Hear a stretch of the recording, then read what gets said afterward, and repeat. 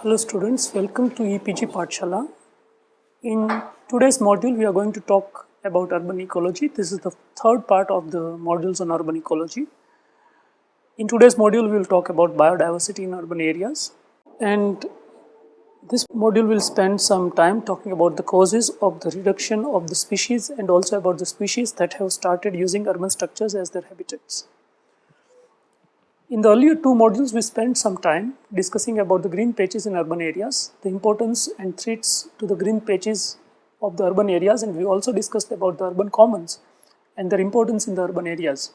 We move further to the next topic, which talks about urban biodiversity. Biodiversity is a word usually used for the variety of or the types of plants and animals or insects species found in a particular area. Biodiversity is different in different areas and differs from climate to climate and also landscape wise. All the species found in a particular area have their own importance and play an essential role in the ecology. Also, the more the biodiversity, we can determine the productivity of the ecosystem and its contribution to the larger environment, as the effects are not local but affect the global level too. In this module, we shall discuss in detail about the biodiversity found in urban area and how it differs from the controlled green patch setting like in gardens and lawns, and uncontrolled areas like urban forests or in areas where natural growth of trees and plants are found. It would also include in detail discussing about the water bodies that are an essential part of the urban areas, playing an important role in the environment and life they support. As diverse India is in its customs, traditions, cultures, languages, etc., equally diverse it is in the species of its flora and fauna. India falls in tropic zones with rich soil and rain. India is also home to a diverse range of climates where there is desert, high peaks with snowfall, rich with alluvial soil and rain. The eastern coast of India, rich and thick evergreen forest in the northeast and the rain-fed south and western India with biodiversity hotspot Western Ghats cutting across. India has seen growing urbanization since the development of industries. Post-independence India followed the same path of development as the British, and the industrialization is full-fledged and cities are growing. With recent development in India, the metropolitan cities will be developed as smart cities and infrastructure development would be the objective of these cities. It is hence essential that we understand the environment around us and the biodiversity that our neighborhoods are home to. This module would try to discuss the complex settings that the urban areas are home to. The objective of the module shall be to have a broader understanding of the life that we see around us and its complexity. Urban ecology refers to the pattern of species occurrence, distribution of habitats, and the biodiversity that is found in these spaces and habitats. Further, in this module, we will first start with the understanding of the various strata of biodiversity like microorganisms, plants, insects, birds and animals. India is rapidly urbanizing, and in the coming years it is expected that 50% of country's population would be living in the cities. This means that more and more demand for land and place to live and more of the green areas shall be compromised to provide for the growing city. There is a vast variety of biodiversity found in the cities, and also there are examples and circumstances where the urban buildings have provided a place to live and grow for many species. Urbanization and biodiversity. Urbanization is inevitable and has major impacts on its surroundings, as discussed in the first part on urbanization, urban sprawl and other issues that are accompanied with urbanization have major impacts on the green patches. Urbanization also has great impacts on the water bodies that are found in the cities and the biodiversity that is found. Through urbanization and urban development, though urbanization and urban development is responsible for one of the greatest extinctions of the species, it also keeps frequently eliminating the majority of native species of trees, which are replaced by the exotic species of trees which do not support as wide range of biodiversity as the native species would.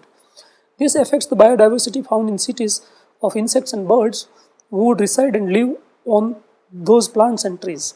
Hence, urban development and biodiversity are very much interlinked.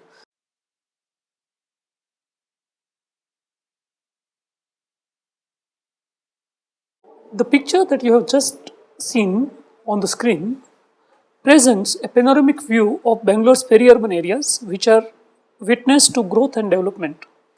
The two lakes in the image, one which can be seen far away in the left corner, and one which is prominent has already been started to be reclaimed to pave way for development. Urbanizing Bangalore and other cities in India has always posed a threat to gardens, urban forests, lakes, and other water bodies and green patches. As we have earlier discussed, when urbanization takes place, large areas of wetlands, agricultural lands, wastelands, etc., are covered into concrete buildings, gardens, parking lots, etc., changing the earlier landscape into a completely different landscape. As the urbanization increases, the urban sprawl increases, and the patches where the biodiversity can be found shrinks and gets divided into patches. These patches are home to various insects, plants, animals, birds, aquatic life, but the gene pool of these organisms is limited to the green patches they live in. There is no interaction among the other species that live in other places, and this also leads to the organisms to have a smaller niche and lesser resistance and adaptability. These green patches and water bodies not only shrink in size but are highly polluted and gets heavily impacted due to the increase in the temperature and changes in the climatic patterns. These impacts also are transformative for the ecosystems, and there are no means for that system to come back to its original state. For example, the mangroves that are converted to for prawn cultivation and salt pans is transformation of the system, and the system shall not go back to its previous state again. In an ecosystem, there are some factors like a feedback loop and resilience. Both is determined by the number of species in the ecosystem and the kind of species that are present. The more the species, the higher the resilience, as the feedback loop is also stronger. Feedback loop plays an important role in the natural selection. Feedbacks are of two types, positive feedback and negative feedback, and on the basis of the feedback, the species adapt themselves to the changing conditions. If a species get a negative feedback for a particular characteristic that they have, then they adapt and change the characteristic, and the other characteristics which get a positive feedback are developed and enhanced. For example, the monarch butterfly has developed its appearance to that of a honeybee. This is an example of mimicry in natural selection example. These adaptations help the butterfly protect itself from predators who would not feed on honeybees.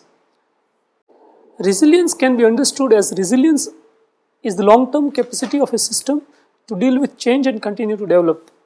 The system survives the shocks and imbalances that the system faces in the process. Shocks can be man-made changes or natural changes that affect a system. There are many such incidences which are temporary, like floods, in which the system shows resilience to an extent, but if the whole system is chopped off and buildings and concrete roads come there, the system becomes completely non-resilient and a new system is formed. The species that are lost and then found later are different, and the system type is completely different from the system it was prior to the change.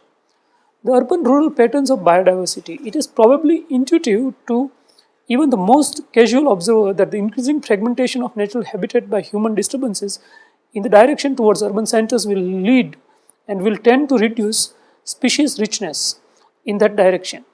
Urbanization in its intensity is one of the most unstable systems and are not an equilibrium with the local environment and nature and other species that were present in the same place. Urbanization is the homogenizing activity of all major human activities today. Cities homogenize the physical environment the way that is best suited to meet the relatively narrow needs of just their own. Cities are maintained by the imposing vast resources of energy and materials that are not locally found or cultivated.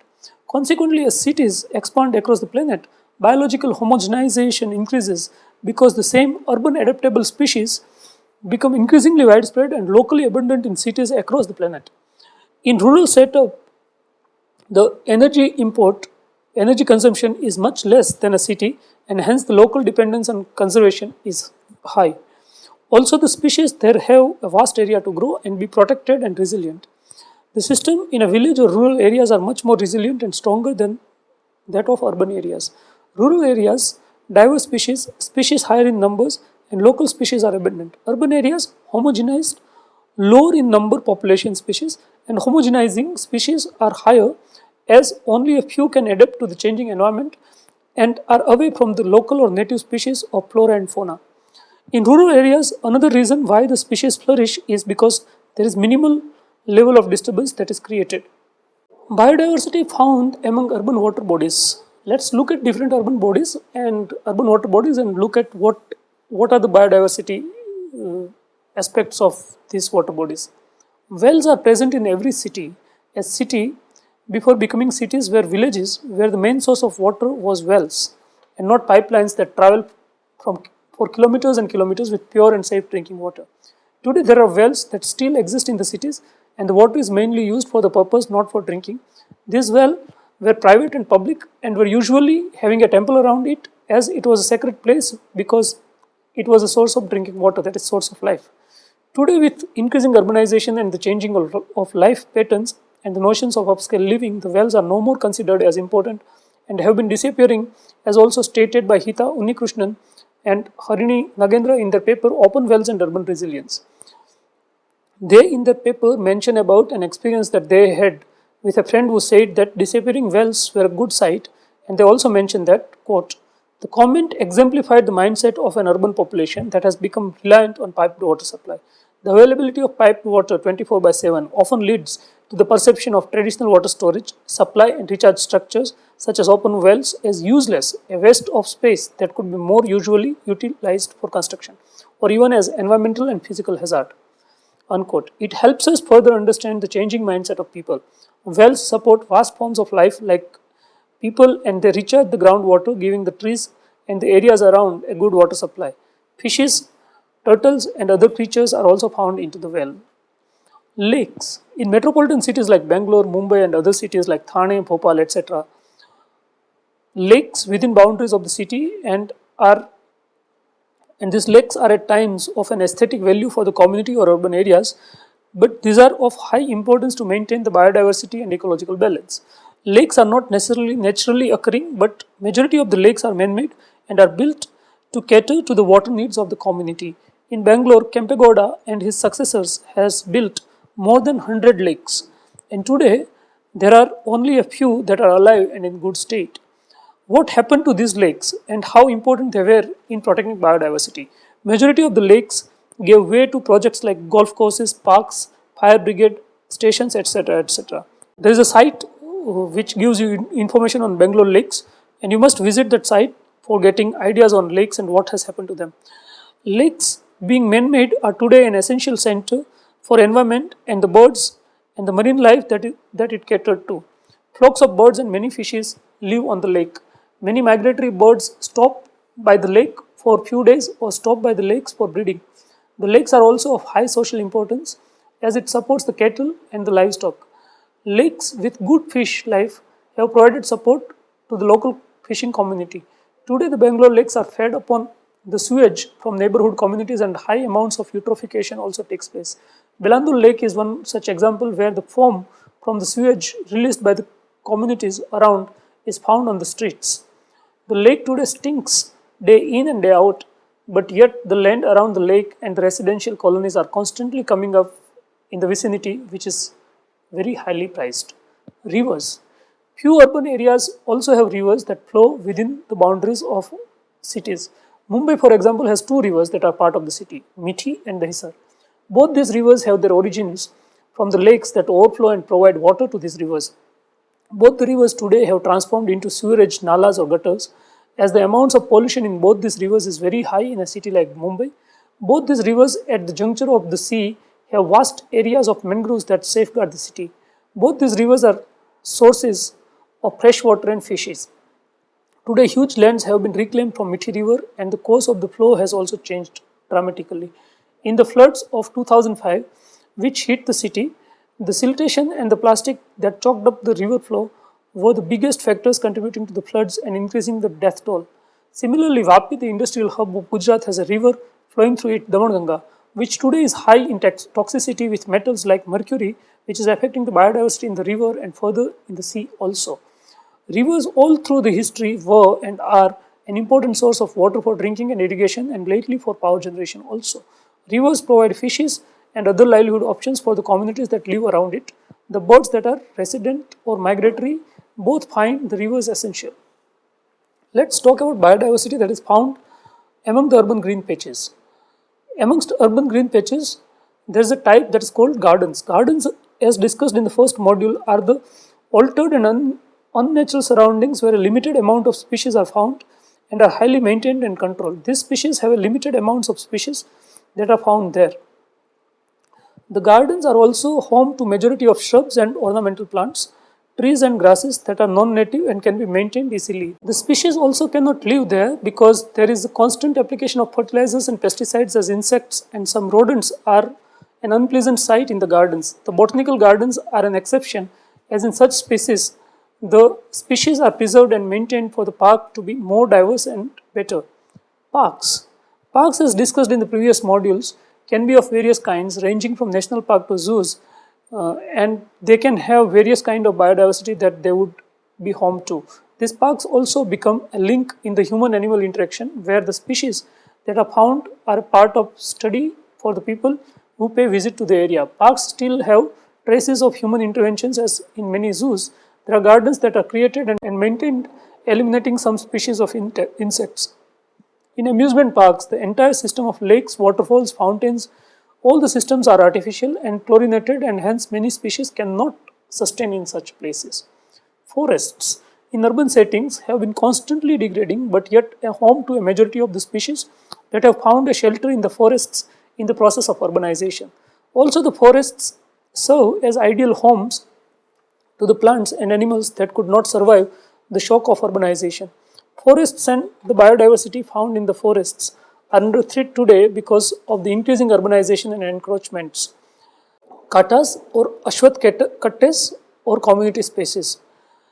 In Indian, plants have been of great importance in religious context and have been used as community spaces. The katas or structures that are built around the native species serve as a home to a number of plants and animals like bats, ants, earthworms, and high number of microorganisms and fungus that grow on the trees.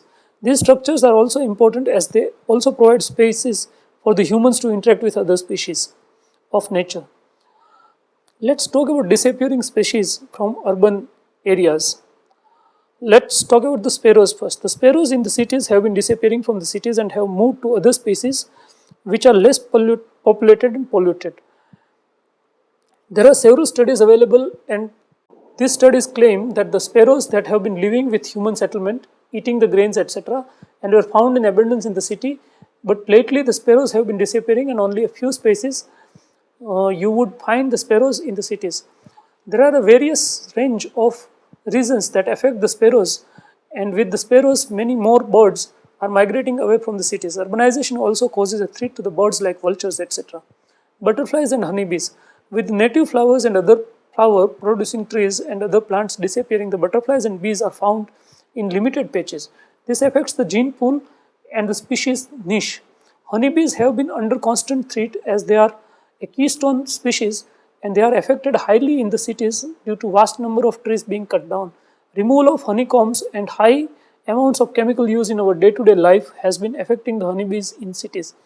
Though honeybees have been able to adapt to the changes in the urban species, they have adapted themselves to the tall and high-rise buildings which provide home in the balconies, ducts and windows.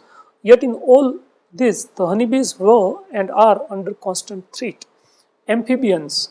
Within amphibians, let's talk about frogs first. Amphibians are very sensitive to the environmental change, and the differences can be seen in their behavior pattern very easily. It is rare that the frogs are seen in the lake around the cities. They have been moving away from the city center to outskirts and rural areas. There are several reasons for the same, like the pollution in the cities has created skin diseases caused due to the fungus, which is most dreaded infection. If you see frogs around your home in an urban city, means the climate and other required parameters for the frog is suitable to survive there, and also means that we are living in a good environment. There are many more species that have moved away from the cities, many more to be explored. Bats. Bats are the only mammal species in the avian category, and these are highly sensitive to any changes that happen to the surroundings.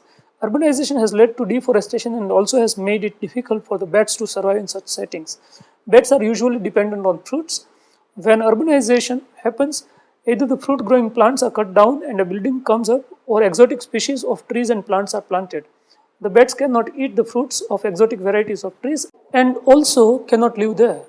Another hindrance to the bats is the sound and bright lights that the cities have. Lights are a hindrance to the bats when they fly. Bats move on the basis of frequency of the sound that they produce. In bright light and loud sounds of various activity in the urban settings, it becomes difficult for the bats to travel and search for food and survive. Mosquitoes. Not all the species have been affected negatively, but there are many species that flourished in the cities. Mosquitoes is one such example. As the honeybees, mosquitoes have successfully found homes in the cities where they regenerate and affect the cities. Why so? Majority of mosquitoes reproduce in places where there is water available, favorable temperatures due to heat islands, urban sprawl and the capacity of the concrete to maintain heat levels. And cities are ideal spaces as there are constant constructions taking place. There is also water storage in slums which provide good space for the mosquitoes to breed and reproduce and get flourished. Commons and biodiversity. Further understanding of the commons in the module of urban commons, we need to understand the biodiversity and the importance of biodiversity in the urban commons. These species, be it the footpath or gardens, which are spared and nurtured by the members of communities. Considering the Dahisar River, the patch which flows inside the Sanjay Gandhi National Park, the river is shared and common property there of animals, plants, insects, birds, reptiles, fishes and humans, tribal population living within Sanjay Gandhi National Park, and other people who religiously consider the river sacred. In these commons, it is important to have biodiversity as they are all part of the food chain and depend on them. For example, plants are eaten by insects and herbivores, they are eaten by frogs and carnivores, which are further eaten by snakes and secondary carnivores. This way, the food chain that is found there is interdependent among the species. In all this, humans too are dependent on the river in a large extent. Humans find their food in the form of fishes, crabs, plants, etc. These are not only useful for them for eating, humans also sell this and make the money, and hence it is source of their livelihood. The river is also used as a source of water for bathing, washing and growing vegetables. In such a complex relationship that is shared among the river and other species around them, it is important to have biodiversity maintained in any system. In conclusion, we can say that urbanization has affected biodiversity of the systems that exist in an urban setting and goes on further to pollute the system and make it difficult for any life to sustain, especially in the water bodies. Thank you.